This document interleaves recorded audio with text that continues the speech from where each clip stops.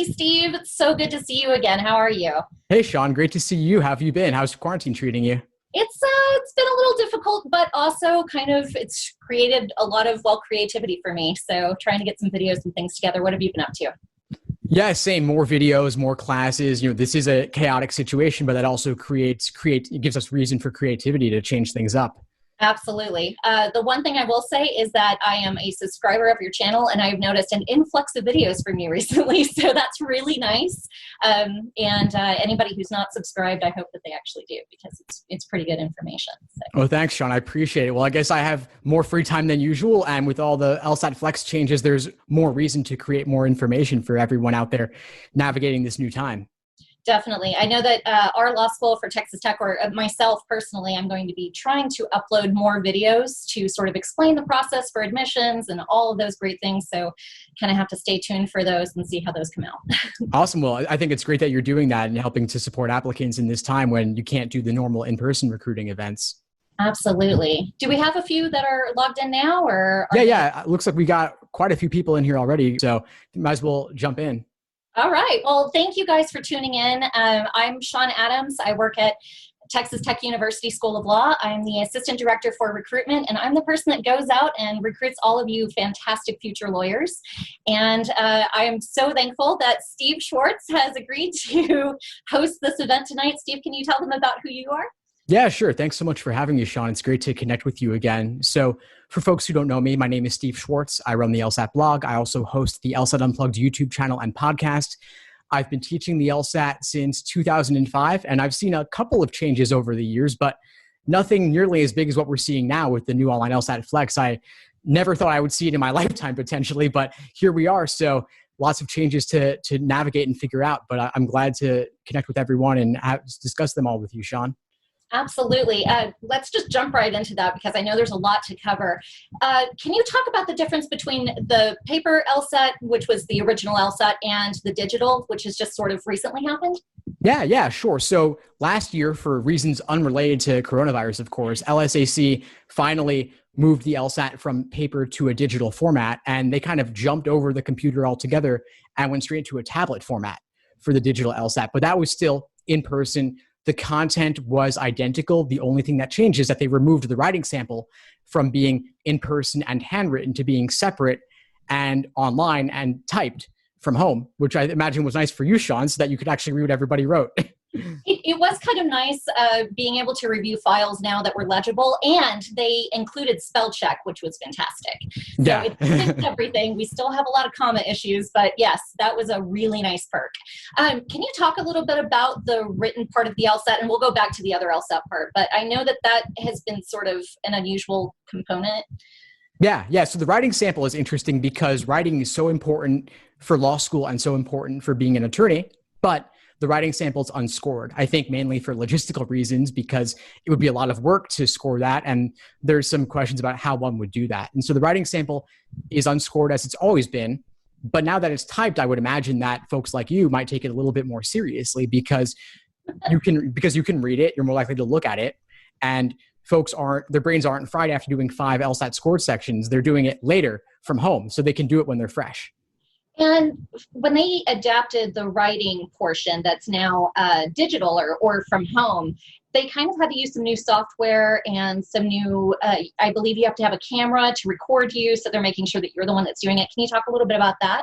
Yeah, sure. So it's actually quite similar to what they're doing for the Lsat Flex, which is it's online, it's from home, it's from your own computer. And for security, they are watching you with a webcam and a mic. For security, they're recording it for later potential review in the case of a security issue. But it's funny, nobody ever asked me, what about cheating on the writing sample? Because it's unscored, the stakes are not perceived as being quite as high. With the Flex, which we'll get into, of course, it's the same security, but people take it more seriously. And so I get the questions about cheating on that. But writing sample, I wouldn't stress too much about it overall, but I would give it a little bit more effort and more attention than previous, given that it's being looked at more. Yes, it does give you that period of time to kind of show us your thinking and your logic, your logical reasoning, and how you would formulate sort of your thoughts on something. I guess the cheating aspect would come in if you had somebody who's not a strong writer who said, "Hey, get my friend in here. They can type this up really quickly, and it'll look great on my behalf." But what I loved about it is, you're right, they started that, I believe, last year or sometime around last year. And so that gave them the up on creating the Lsat Flex, correct? Exactly. Or was there. So. Yeah, I love that they actually, with the digital transition on the tablet, they got the software figured out, they got the format figured out, the writing sample, they got the security figured out, they figured out how to navigate the tech, how to navigate the security, how to partner with companies that could handle that. And so that kind of paved the way, unbeknownst to them at the time, to do the Flex. So they were already halfway there, at least. That's fantastic. So can you tell us about the Flex test? Yeah, sure. So the Flex, I never thought I'd see it again. It's remarkable how quickly LSAC has moved. So really kudos to them for bringing it up to speed. The Flex is the new online LSAT as a result of the fact that they cannot administer the LSAT in person due to social distancing and stay-at-home orders and such. It's online from home. The biggest change is that it's only 3 sections, not 5. So huge change in terms of the amount of time. You're done in 2 hours. How does that work? What 3 sections are there? Is it similar to the former test, or what do they do that's different? It's pretty similar. So you still have your logic games, your logical reasoning, and reading comprehension. There are no new question types, no new content. It's just the amount has changed. So it's only 1 section of games, 1 reasoning, 1 reading comp, whereas previously it was 2 sections of logical reasoning, as well as an unscored experimental section of any of the 3 types.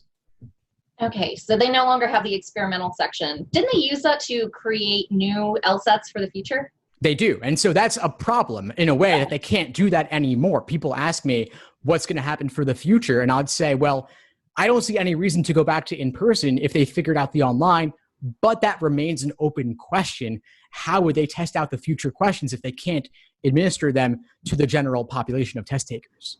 And they've sold previous LSATs as like practice exams, correct? So it's not like you go back to the old ones and just kind of dig out some from the past. Is that kind of accurate? Yeah, so over the years, since 1991 up to nearly the present day, they were administering 4 LSATs a year. 3 of them were released and sold and available for future test takers to use for studying.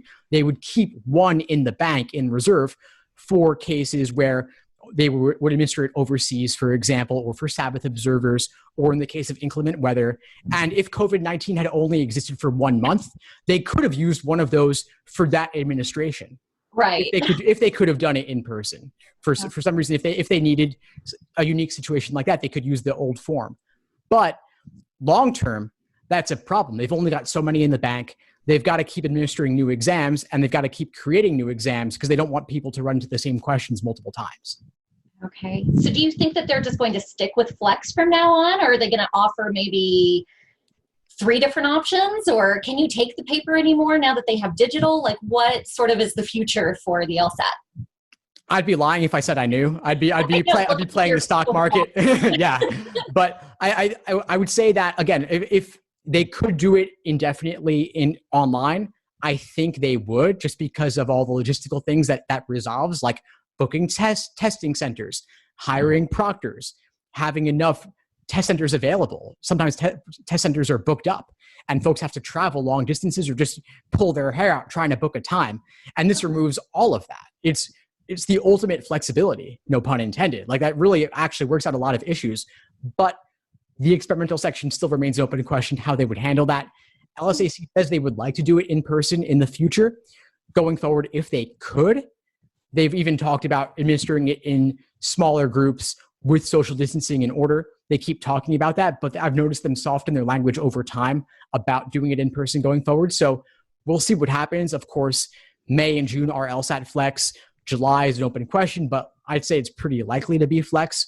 They'll have to figure out some things, but I do think that long-term Flex will remain. That's just my personal guess, though. Okay. I mean, that it sounds kind of fantastic for the students who aren't able to travel to all the different testing centers. Are they able to kind of take it at different times, or is there a set time where you have to go and be there, and this is like when you're taking the test? So they actually have a lot of flexibility. Again, it's kind of cool. With doing it online, they made it so that you can book anytime throughout the day from 9 a.m. Eastern until 7 p.m. Eastern. So that's a pretty wide range. If you're a morning person, you've got that. If you're an evening person, you can do that. You could do throughout the day. And then those are in 20-minute increments. So you could book 9:20 a.m. or you could book 1:20 p.m. or anything between that range of 9 to 7 Eastern time, which is great. And they've got proctors available remotely to monitor at any time within that range. As for the question of paper, that's only available outside North America, and it still is actually available outside North America. There's still the question about whether they'll administer it as a flex for those folks if their June LSAT is canceled internationally, which is scheduled for late June. I think it will be. I think they'll make it a flex because people all over the world have internet. That is an option. Okay. And then in rare cases in North America for accommodated test takers, they sometimes have the paper version, but pretty much everyone in North America is doing either digital tablet if COVID permits or online. Okay. We kind of touched on this briefly a little bit ago, talking about cheating on the LSAT. If we're going into this digital flex format where there's going to be cameras that are sort of watching you, and you talked about proctoring. How does that all work? Yeah, so they basically, like they did with the writing sample last year, they made it so that they're watching you from home, at your home with a webcam and mic. So they make you scan the room beforehand with the camera to make sure there's nobody else in the room, no testing security issues, like you don't have anything on your desk that you shouldn't. And they have that on you for the entire time. So the Lsat Flex, 3 35-minute sections, back to back, no break, about 2 hours. The whole time, you cannot leave the view of the camera. You can't have anybody else entering the room. You're allowed to have your pets though, but you've got to stay in the field of view of the camera. And that's it. So you can't leave. You can't have books or other papers other than the scratch paper on your desk available to you. So I don't really see a massive issue with security. They also make sure that you close out all your programs. They have the ability to kind of screen share on your end so they can see everything you've got on your screen at the moment. And I don't even see how you would cheat anyway, because having books wouldn't really help you that much. Even if you did have a book in front of you, the test is so severely time constrained that Are you going to go look something up? What would you look up? There's nothing to memorize here. It's really a test of reasoning. And you don't know which questions are going to be on the exam. So you can't reason through them in advance. Right. I don't see it as being a huge issue, although I get why people would want to cheat if they could, given the importance of the LSAT. So they just need a big open area that has nothing around them, where they can kind of just take off the camera, show around the room, make sure there's nobody else in there to take the exam. That's pretty cool. This is a very tough question, and it's okay if you don't have the answer to it, but it is a concern for some people. I know that there are some students or some prospective students out there who may not have a webcam, who may not have the equipment that they would need. Are there any types of accommodations for those types of students? Yeah, there are, of course. Not everybody has a suitable device for this. Some people have no computer. Some people use their smartphones or tablets, or their computer might not be up to date enough or be able to run the software. And so, yeah, LSAC is going to help those folks out. Just reach out to them if you're affected, and they'll provide you with a loaner device or connect you with a local university or law school where you might be able to take it. And at least that way you'll be set. And the other thing is, of course, it's the internet connection. Same deal. If your internet's shaky and unreliable, then I wouldn't count on it, because if it lags or breaks up too much, that could invalidate the exam, and that would be enormously stressful. So again, reach out to LSAC and they'll hook you up. They'll provide you with what you need so you'll be able to do it. What about other accommodations? I know that there are some students who maybe need extra time, or for whatever the reason. Are they still doing those types of things with this Flex LSAT? Yeah, they are. So whatever accommodations you were approved for the regular in-person LSAT, you will have those same accommodations for LSAT Flex. And if it's extra time, that's a very easy adjustment to do online with Lsat Flex with the same software. Very little would change because they just have to adjust the timer. Okay. But for other things, like other accessibility issues, if the software itself doesn't provide it, like line spacing or text size, something else altogether, then you might need to go take it at a college or law school in person where they can give you the appropriate proctoring. Okay. That's fantastic that they've kind of worked all of those things out. You did say that now the Flex is a condensed version. So is the timing the same? I mean, is it just a shorter exam? And how is that scored differently? That's the big question. Yeah. So it's condensed in that you're doing fewer questions, fewer sections, but it's still the same types of sections. So you would have about 25 questions on logical reasoning for about 35 minutes. That doesn't change. You're just doing fewer questions overall. And the reason is actually simple. It's bathroom breaks. If you were to leave the room for a bathroom break, that might be a test security issue. It complicates things a little bit. They wanted to remove that. Also, ProctorU isn't set up. ProctorU, by the way, is the company that's providing the security. They're not set up for longer exams. They need the exam to be shorter. And they've had to shorten other exams too, like the advanced placement exams for high school kids. They had to shorten those too, just to make it work for ProctorU.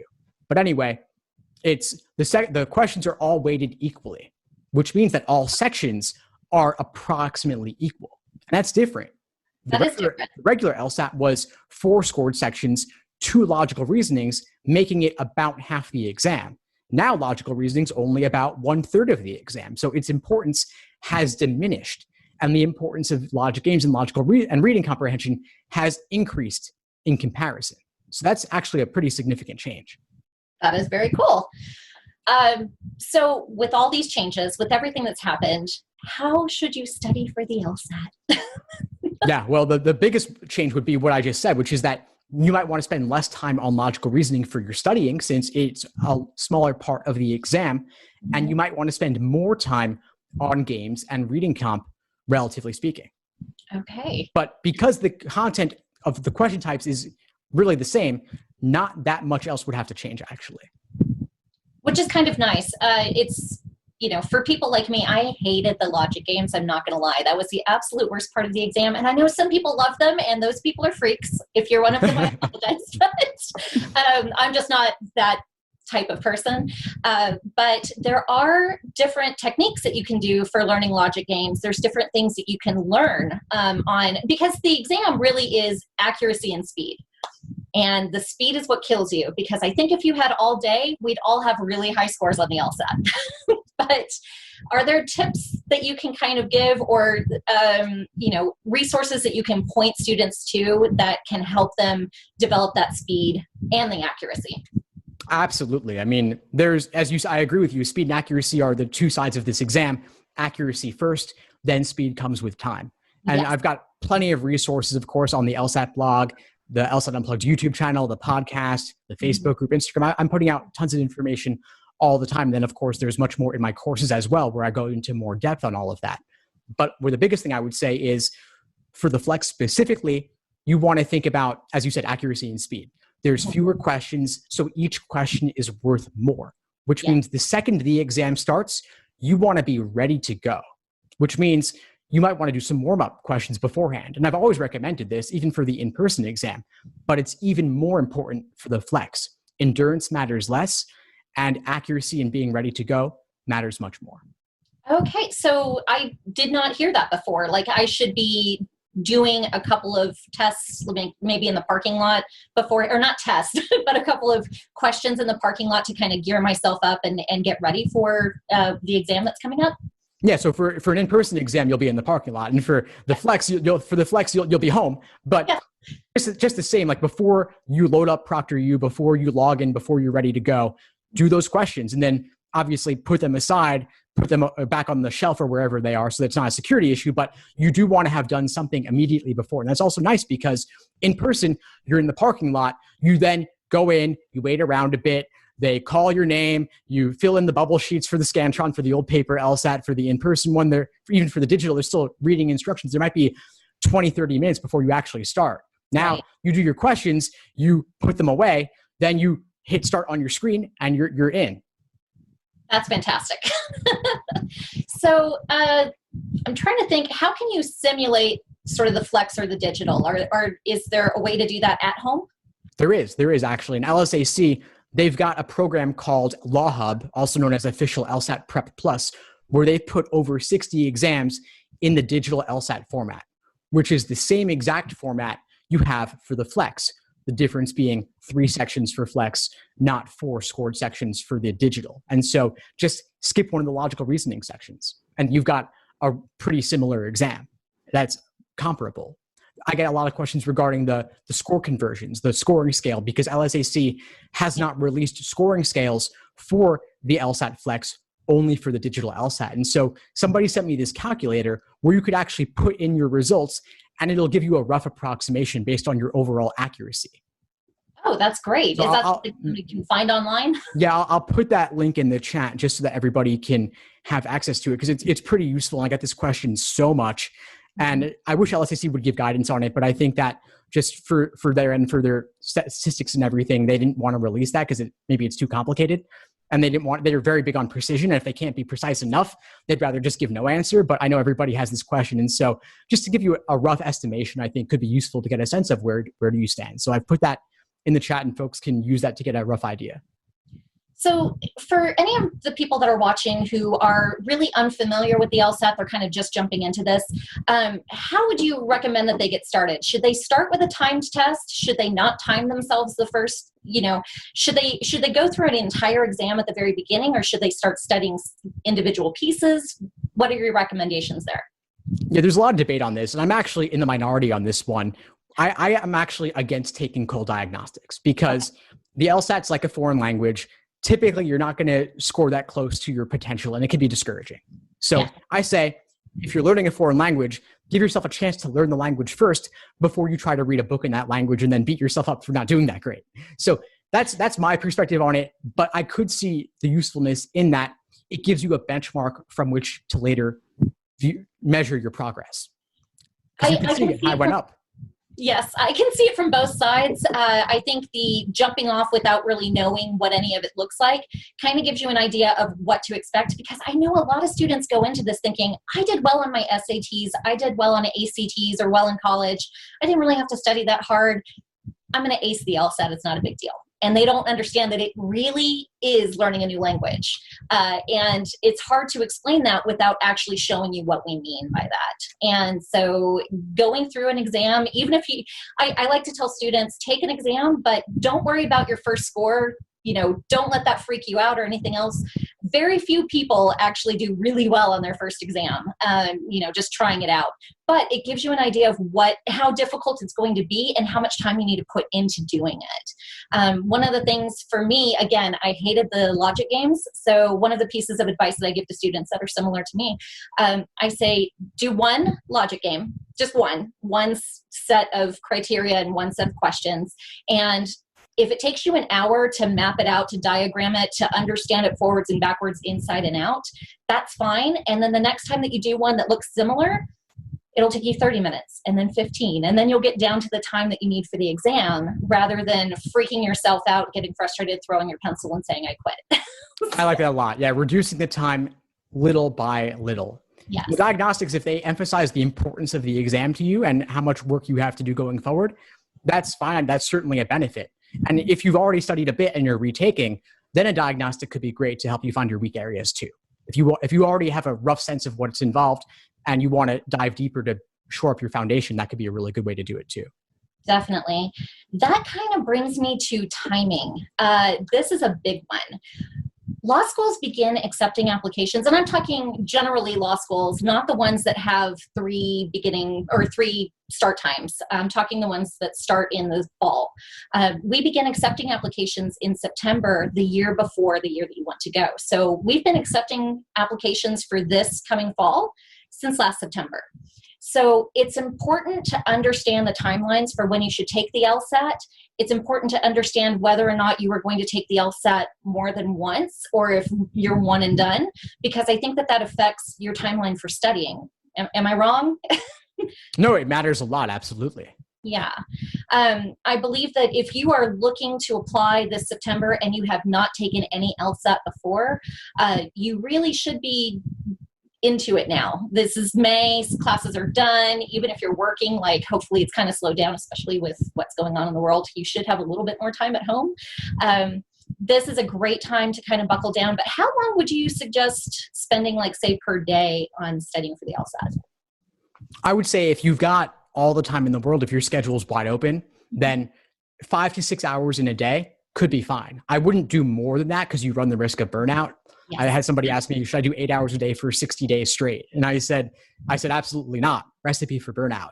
Yeah. Slow and steady here. This is a grueling exam. It's difficult. It takes time. It takes a lot out of you. So maybe 2 to 3 hours in the morning, 2 to 3 hours in the afternoon, and you're done. And you've got plenty of time for self-care and any other obligations you have. And if you're busy, then if you have work or if you have school, even under stay-at-home orders and such, or if you have to go out and about, that's fine too. Then just do one study chunk of 2 to 3 hours and save the rest of the time for whatever else you have to do. And it's important in education. I was a former teacher, so having those breaks in between what you've just learned to really let your brain kind of soak it in and to be able to retain that information. Doing large chunks at a time, you lose a lot of what you're trying to retain. Is that something that you kind of preach? Yeah, I would agree. Taking breaks is important. Even within the 2 to 3 hours, you could take breaks and have them scheduled. There's a great technique called the Pomodoro Technique. Yes. And there's an app called the Focus app that actually executes this on your phone, and it's free. Look it up, the Focus app. And basically has these periods of 25 minutes of work, 5 minutes of break, where you could check email, social media, get up, walk around, then get back into it. So you always know you have a break coming up, but you can't take it yet. So you're still at the books. That is a perfect method. It really is refreshing to have those little breaks, and you don't feel like you're working quite as hard, which is weird, but you actually are retaining more doing that. That's a fantastic way to go about that. How would you set up a study plan for, say, the Flex right now? Absolutely. And so this is really what I had in mind with regard to the topic for tonight a little bit, which was that a lot of folks don't know if they're going to be doing Flex or the digital tablet or overseas. They might be doing in person on paper. And the content of the exam has not changed. We've seen lots of changes over the years that have involved content changes, like dual comparative reading comp passages in 2007. We had rule substitution questions added in exam 57, which was in 2009. And so we've seen little changes here and there, little tweaks, but the content has largely remained the same. It still remains the same. So if you're doing Flex in May, about a week from now, or you're doing the June Flex or July, you don't even know what it's going to be, the content will remain the same. So we have these stages. You talked about accuracy and speed, Sean, and that's absolutely right. It's accuracy followed by speed. So untimed work followed by timed work. Okay. So that's how I would simply break it up. In more depth, though, there's what I call the LASER approach to studying. And LASER is an acronym standing for Learning, Accuracy, Sections, Exams, and Review. So learning is theory, accuracy is individual questions by type, S is timed sections, E is full-length exams, R is review. All that changes. Yeah, LASER. As an educator, yeah, maybe you could appreciate that. So LASER is the acronym for that. E is for exams. That's the part that I would tweak, because Flex is 3 sections, in-person, digital, or paper is 5 sections. So for Flex, if you know you're doing Flex in a week from now or in June, do 3 section exams. If it's an open question, do some 3 sections, others 5 sections to simulate. And the nice thing is the in-person is 3 sections followed by a break, then 2 more. So your results from the first 3 sections are your Flex score. You continue on after the break, that's your in-person score with 5 sections. That's all that has to change, really, other than simulating the test itself, like doing the format of computer versus tablet or paper. That's great. I know that for our law school specifically, for Texas Tech School of Law, and I know that there are many others across the country, if you take the LSAT more than once, we are going to take your top score, but we can see all of the other scores. We can also see if you canceled your score, so you took the exam and you canceled the score, or if you were absent on the day of the test. Now that's different than if you signed up for the test and then you changed the date or something like that. If you let them know ahead of time that you weren't coming, but if you don't show up on the day of your exam and you were scheduled to be there and didn't tell anybody that you weren't coming, then that will show up as an absent. So we can see all of those. We can see how many times you've taken them. Again, we're going to take your top score. So we can see if you're actually going up, if you're improving, which is fantastic. We can see if you kind of plateaued and kind of found your wheelhouse, or if you've actually declined. But there are a lot of other schools out there. I know UT, I know A&M, and I know several others outside of the U.S. do average your scores. So it's important to note that. So if you are going to take the test multiple times, it's great if you could just do a one and done, right? How many practice exams do you think somebody should take roundabout? I know I love the lawyer answer, it depends on the person, but how many do you think is adequate to know where you might score around on the actual exam? I would say that 5 is the minimum I would recommend. I would say that's adequate. And I would actually say 10 for before test day itself. And obviously, if your test is in a week, you don't do all 10 in a week if you haven't done any so far. But 10 would be ideal. And if you're taking it in June, you could do about 2 per week between now and then, especially with Flex, 3-section exams. It's easier to do 3-section exams than it is to do 5-section exams. So you could theoretically do more 3-section exams, but ideally 10. And that's interesting that you say a couple of Texas schools average, because the vast majority of schools, my understanding is that they do not average, the vast majority in general in the US. And the report that we are sent from the LSAC does have the average score along with all of your scores. So it will show your top and then it will show your average. So depending on the school, it's just one of those policies you should know when you're applying to law school. There's a lot of different policies. You're going to have to do different things for personal statements for different schools, letters of recommendation, all of the different parts of the admissions process. But as far as the LSAT is concerned, know the policy of the schools that you're applying to. So very important. And the LSAC kind of did an odd thing in the last few years. They had a limit on how many times you could take the LSAT, and then they removed that limit, and then they placed the limit back. So anybody that was caught in that weird time period, I don't know how they're dealing with that. Have you heard anything? Yeah, so I mean, they basically said that the new limits that were implemented last year in July and September 2019, they were not retroactive. Okay. So any number of times you took it before didn't matter. It's only going forward. So very few people should actually be affected by that who are with us live right now. That's good. Yeah. I'm wondering, Sean, if there's 2 things you could confirm for myself and everyone watching right now. One is, in general, could you just confirm my understanding that the vast majority of schools in the US do not average multiple scores? You mentioned it because you mentioned a couple in Texas. I think there are many that don't. I think that there are some that do. So I only know of those 2 specifically that do. And I know that we don't. So we're not going to average your score. We're going to take your top one. Another thing that we don't have is for our early decision. If you apply between September 1st and November 1st, there's that period of early decision. Ours is not a binding application. So there are some law schools where if you apply for early decision and you get in, you're contractually obligated to go to that school and you have to withdraw from all the other schools. For ours, we hope that you're going to come to our law school, but we're not going to force you to. So it's one of those things. There's good things though, either way. If it's one of those top schools that you really want to go to and you get in for early decision, go there. That's fantastic. Hopefully you get great scholarships, but yes. So. Well, it's nice that you allow that flexibility though. Yes. So my other question for you is I've gotten this question a lot from folks, a lot of confusion around it. How do you view the results of Lsat Flex relative to the regular in-person 5-section exam? I think we're going to be reviewing it pretty much the same way. I will tell you that everybody's going to be in the same boat. So you're not going to be looked down on if you took the, sort of 3-section test versus the 5-section test. We all understand. We're all humans. Everybody on the admissions committee for our law school, and I'm sure across the country, we're humans. We understand that there are things that happen that are out of everybody's control, like COVID-19. So we're going to understand. We're going to look at those dates. If you took the LSAT prior to, and that was your higher score, then that's not affected by COVID-19. But if you've taken the Flex now, it's absolutely, we're going to understand that that was the exam that you were able to take. Now going forward, I don't think that's going to change. We rely on the LSAC to have a comparable exam. Who knows what will happen in the future if they get the scores back from a couple of tests and there's some anomalies, then we'll deal with that as it comes. Nobody has that crystal ball. I can't tell the future. But right now I can tell you we're going to view those the same as any other score.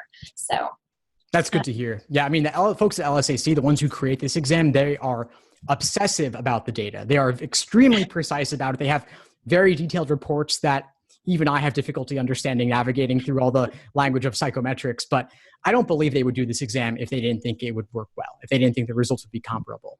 No, I don't think that they would either. So this is great for the students. I mean, I think that it's an advantage to be able to take it now. If you're prepared, don't take the exam if you're not prepared. If you haven't studied enough, if you're scoring in the 120s and 130s, I don't recommend you taking the exam because there's not a law school out there that I know of that is going to accept somebody with those scores. And that's a good thing.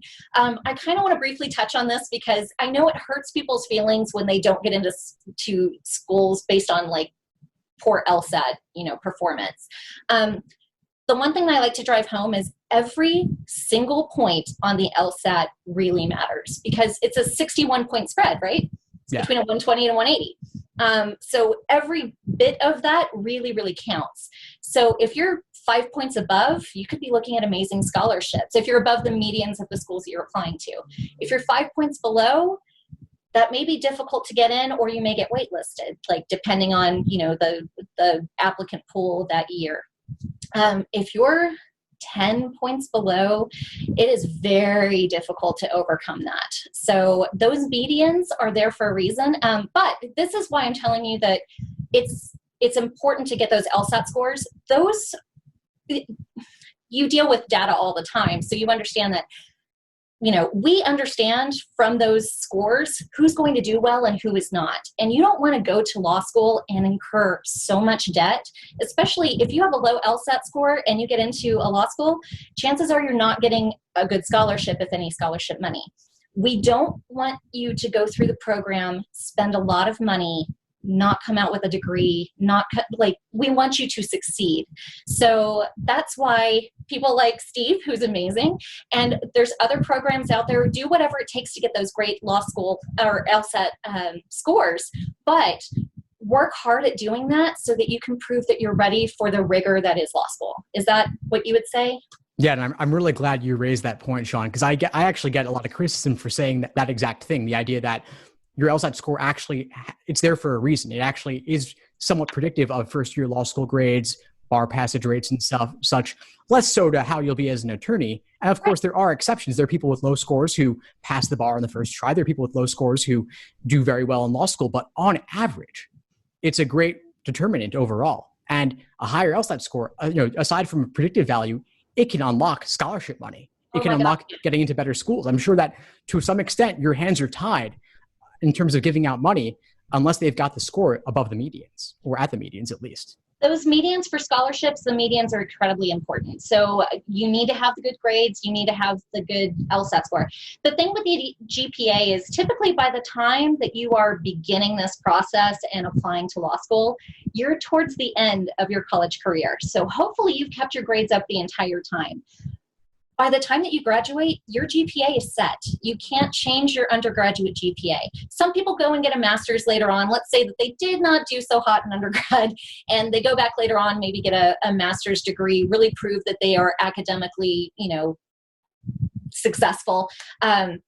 Those are great, but we still go by the undergraduate GPA. So, to get good scholarships, you need to be above the GPA or the GPA and the LSAT median. The great thing about the LSAT is you can learn how to do it. You can crack the LSAT. And so that's an important thing to know.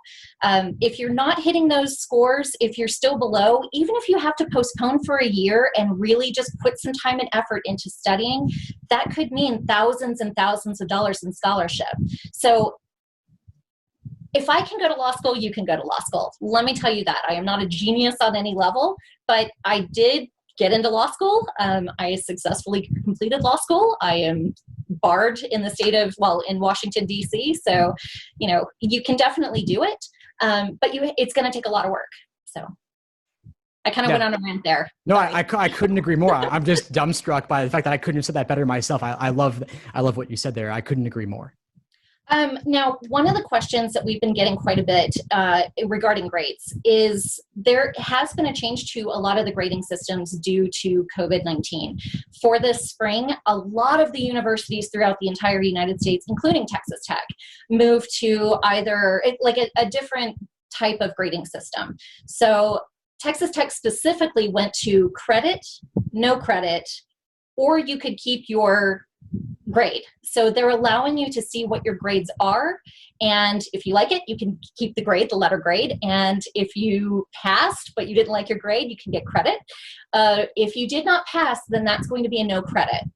A no credit. So the LSAC has on their website, you can Google let's see, what did I Google over here?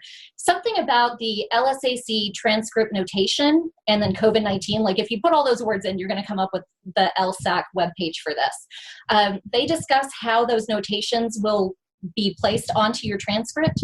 And they're also going to include a letter with all of the applications that come through that were affected by the COVID-19 if they have those grading differences.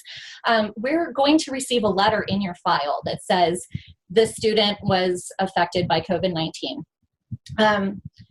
This has a few different things. If it's a no credit class, that will count as an F.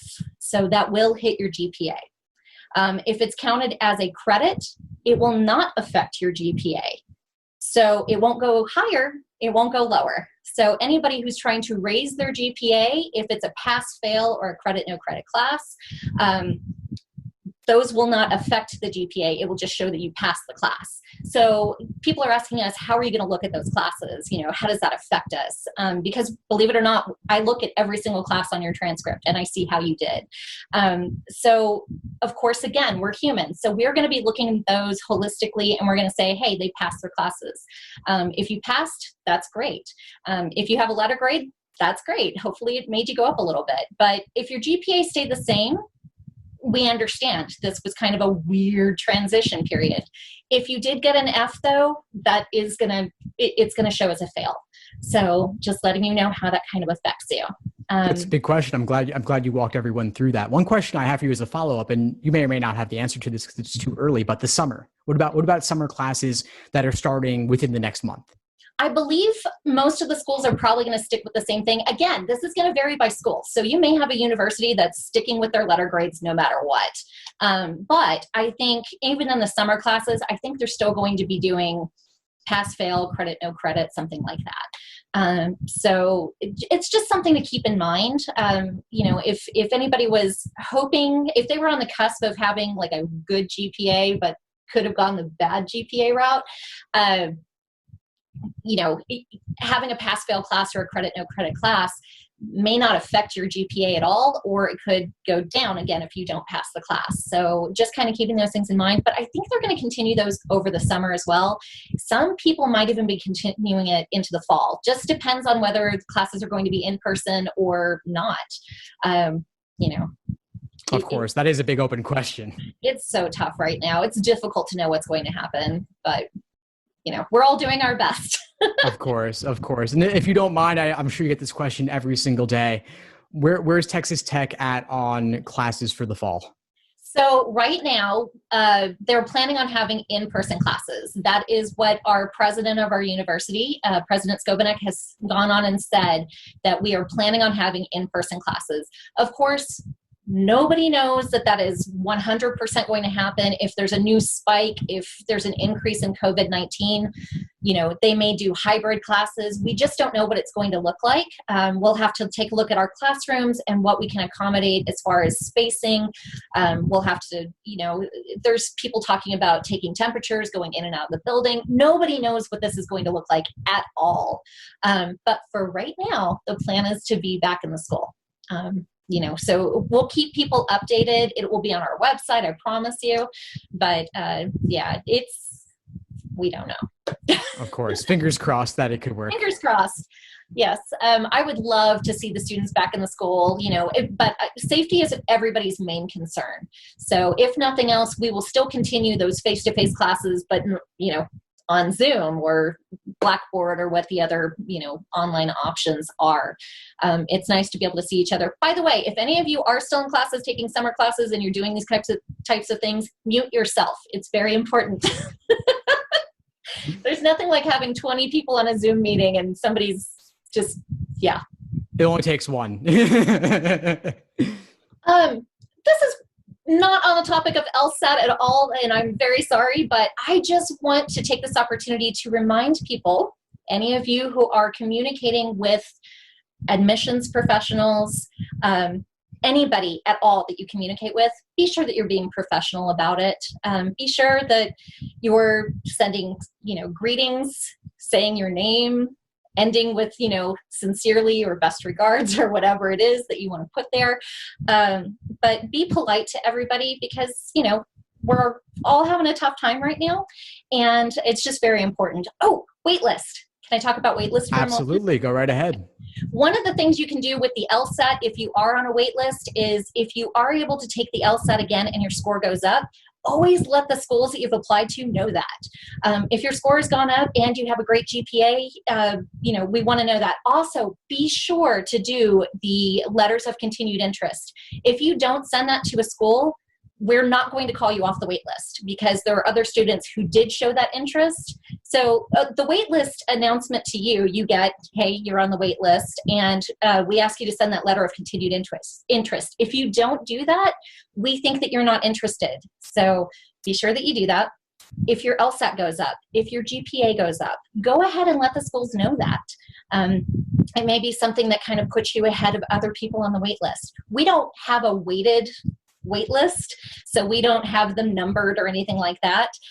We pull for different things that we're looking for. Sometimes we're looking for a higher LSAT, sometimes it's a higher GPA, sometimes we're just looking to fill in, more diversity within the school, different things like that. So you want to be sure you're putting your best foot forward and being polite, and don't call every 2 to 3 days, because we won't have an answer for you. Right. I actually had one follow-up point for you, Shauna, regarding the greetings and ending closings on communication with law schools. Yes. I could certainly see how that would be an issue, and professionalism is important. I'm wondering if you're doing any video calls with applicants, and if so, any best practices to follow there, like not being in pajamas, being in a good environment. Anything you could speak to there? Absolutely. We do have Zoom meetings that are available for anybody who wants to talk to us. We can give tips on the admissions process. We can answer any of your questions.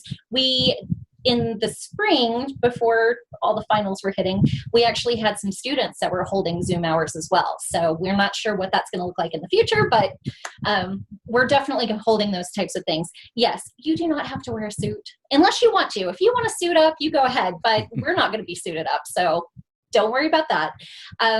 You do want to be in a somewhat quiet environment. I know that you can Skype or Zoom from your phone. So even if it just means going out and sitting in your car or someplace else, if you've got a lot of family going on in the background or roommates making lots of noise, go ahead and find a quiet place to sit down with us so we can really, speak with complete focus.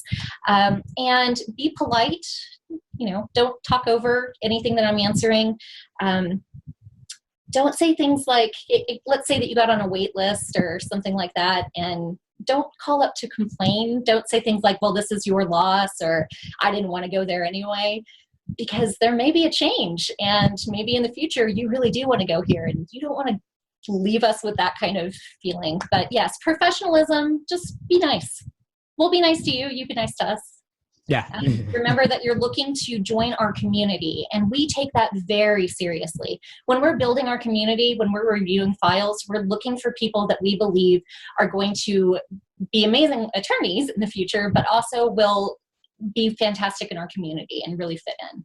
So Lubbock is a very special place. I'm not from here. I'm from Houston, Texas, which is third largest city in the U.S., something like that. Wow. So Lubbock is around 250,000 people. We haven't had the census come back yet, but that was what it was the last time. It might be closer to 300,000 now. Big college town, and just a really nice community to live in. People are very friendly, so that's kind of what we're looking for. So. Cool. Well, this has been a lot of fun. I'm wondering of any last questions we could address from the chat, or anything, other topics we should cover before wrapping up. Are there any questions? I think we've covered a couple of them already just over the course of our conversation, but we have one more here from Sebastian. Okay. Asking about when to start studying for the LSAT and applying to law school while going through the LSAT process. Yes. So as far as studying for the LSAT, you really need to begin at least a few months ahead of time. I would say 2 to 3 months. Some people start in the summer before they're actually applying. Really, it's whenever you have the time to really focus on it. I'll let Steve answer that in just a moment, but I will say, as far as your application is concerned, you can have your transcripts sent to everything that you're going to do to apply to law school will happen through your LSAC account. So start an lsac.org account. That's your first thing. Create a username and a password. Have your transcripts sent there. You can have your letters of recommendation sent there. start writing your personal statements. You can do all of those things, get your resume ready while you're studying for the LSAT. So you can actually apply to the law schools that you want to, and they will just wait until you have an LSAT score. That gets everything else off of your plate, so your entire focus is on the LSAT, and it doesn't waste any of your time where some people are waiting for that score to come back to decide if they're going to do the application. You've lost a lot of time there. So what would you say?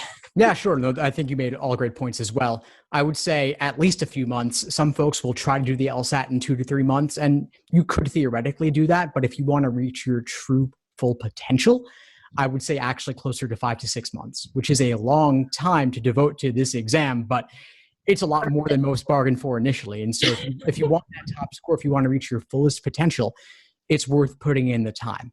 And that means starting a bit earlier than you otherwise might have, but it's what you need to do if you want the top score. Do you mind if I ask what your top score was, Steve? Sure. So I ended up getting a 175. Which is pretty phenomenal. That gets you into any law school in the nation. But was that where you started? No. I started in the low 150s. Okay. And how long did it take you to get there? A year. It took me a very long time. I'm not saying anybody else should spend a full year on this. I certainly wish I hadn't had to. And if I had studied the right way, rather than just doing exam after exam, it might have taken me significantly less time than that. So, but a 175 and hopefully a good GPA will get you a full scholarship to just about any law school in the country. So definitely worth that year that you invested, and you can show people how to do this, correct? Correct, I can. Actually, as a matter of fact, it's what I do. LSAT Unplugged, definitely check that out. Yes, thank you for that. We had one more. We have to wrap. Actually, I have to wrap up in a few at least. But somebody asked about the name of the website with the digital LSAT practice test, and that is Official LSAT Prep Plus, also known as Law Hub, and it's available inside your LSAC account. Let's see other questions here. We'll just take one or two more before wrapping up. Here's one for you, Sean, about undergrad, coming straight from undergrad versus having work experience first. Which is better, pros and cons? I don't know that one is better than the other. I think that if you're coming straight from college, you kind of already have that college mentality where you're already knowing you can do your homework, like you've kind of gotten into that groove. I was very non-traditional. I went in my 30s to law school, so I came from teaching. So that was very different for me. I don't think it was strange. I went to Texas Tech School of Law, and there were a lot of people that were older. Most people are younger coming straight out of college, but there were definitely some non-traditional students. So I didn't feel like I was kind of, weird or anything, but I did have to find my groove again for finding, ways to study and all of that I had kind of lost along the way over the years of working. So it just kind of depends on you. I think the right time to go to law school is when you have the financial, the time to do it, everything has to fall into place, and you have to be 100% focused. You're not going to be working during law school, so you have to have that structure in place to support yourself while you're going. I took out loans. Had I gotten a 175, I would have gotten to go to law school for free. So, just kind of depends on where you are. Yeah, one idea that comes to mind actually is that the LSAT prep process can be a way for you to get back into the study groove if you've been out of it for a while. So hitting the books, and obviously outlining in law school is different from taking practice tests, but still it's carving out the time, especially given other obligations like family or like work, to see, can you really buckle down and devote the time to this that is necessary? It's taxing. Yes. Well, before we wrap up, do you want to just share, Sean, best way for folks to get in touch with you with follow-ups? I know we weren't able to get to all the questions in the chat, but maybe they can reach out to you or others in the office. Absolutely. If you want to contact me directly, my email is shawn.adams, which is SHAWN .adams@ttu.edu. And if you want to just generally contact us at admissions, it's admissions.law@ttu.edu. You can also find us on the web. So just Google Texas Tech School of Law. You'll find us. We have an admissions page that has fantastic videos. There's one that has a tour of the law school that we were able to take before all this happened. So lots of great information on there. Please reach out. I'm always happy to answer any questions. Fantastic. And folks can also feel free to reach out to me directly, Steve Schwartz, over at the LSAT blog, the LSAT Unplugged YouTube channel and podcast. You probably all got an email from me just organizing this event. And so feel free to just hit reply and reach out. I'm happy to help. Excellent. Thanks for this, Sean. So much, Steve. This was fantastic. We really all appreciate it. Thanks for a great discussion. I really appreciate it as well. Have a good night, everyone. Thanks for the great questions. Stay safe and be in touch.